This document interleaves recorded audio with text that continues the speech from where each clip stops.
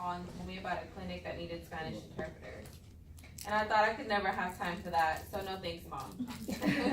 Years later, I enrolled into a communications class, and I find that I need 4 service learning hours. So I call Mom and I ask her for the information or contact information for this place that needed volunteers. You should care about this because you'll learn that even if you volunteer an hour of your time, that can help our community. My name is Sally Santos, and I'm an Introduction to Communication student. Today, I'm going to tell you about my service learning experience and what I learned from it. First, I'm going to tell you about my service learning experience. Second, about the communication principle and 2 concepts that connect to my experience. And third, how I can use communication concepts and ethical implications to improve my communication and improve my community. First, I completed my service learning at UAMS 12th Street Health and Wellness Center. The services here are beneficial to everyone in our community. Their mission, according to the 12th Street Health and Wellness Center website, is to improve access to health care through student-led and interprofessional health and wellness services.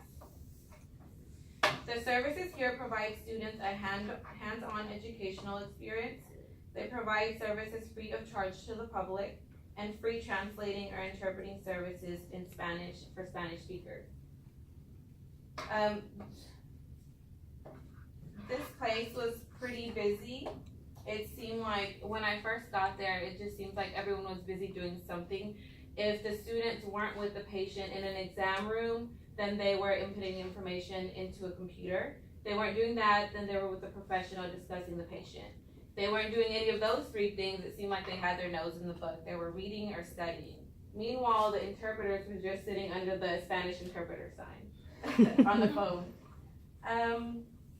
The place was small, and the patients that came in here either come in to schedule an appointment or come to be seen. Things like flu shots or pregnancy tests were fasting, so those were things that patients could do the day of. The only downside to this clinic is that the patients have to expect to be there for a minimum of 2 hours to get any feedback. My task was as a Spanish interpreter. And so when you come in as a Spanish interpreter, you first sign in, and then you sit under the interpreter sign, and you wait until you're needed. So in the meantime, when you're not helping the students in the exam room, you can help the Spanish speakers that come in. You can help them check in or sit down in the waiting area and help them fill out an application. So when you do get called back with the group, my job was to interpret and let them know, hey, we're gonna get your height, weight, and temperature. And then after that, we go into the exam room. So in the exam room is where most of the interpreting happens. When we're done in the exam room, while the patients are inputting information in the computer and then discuss with the professional, I'm just outside by the sign waiting until someone else needs me.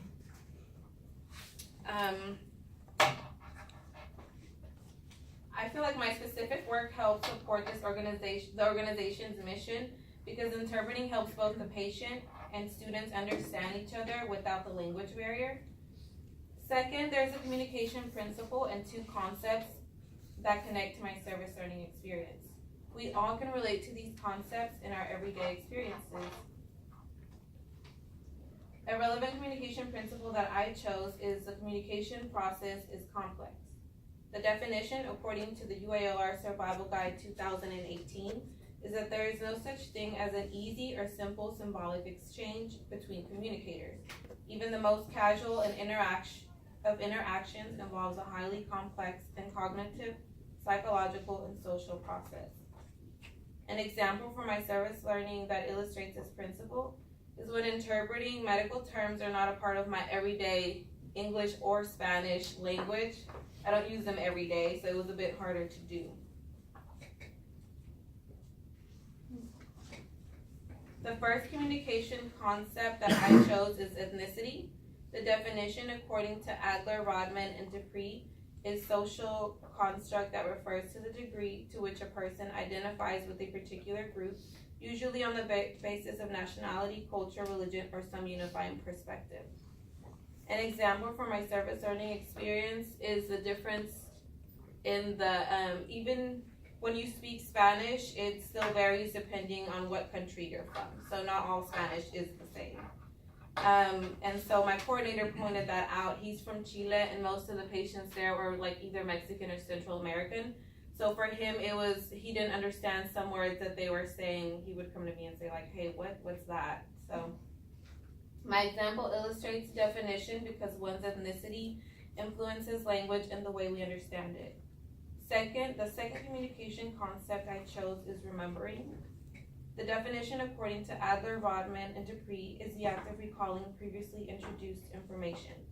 An example for my service learning that illustrates this concept is in order to interpret, I first had to remember everything that was first told to me.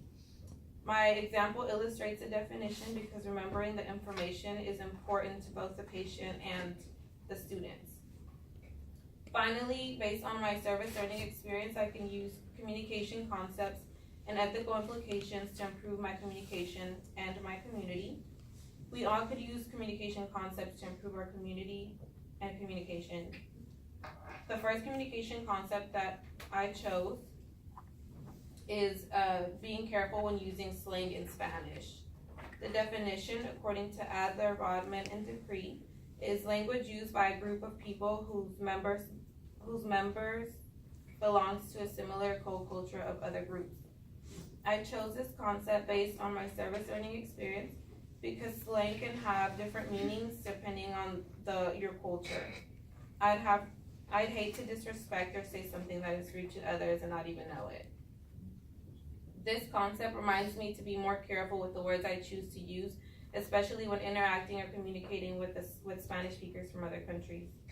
The ethical implication I could use to improve my community is caring with grace.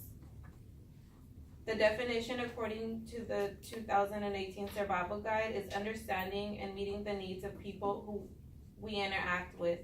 Specifically, we approach all that we do with a positive attitude, even if the situation doesn't warrant one.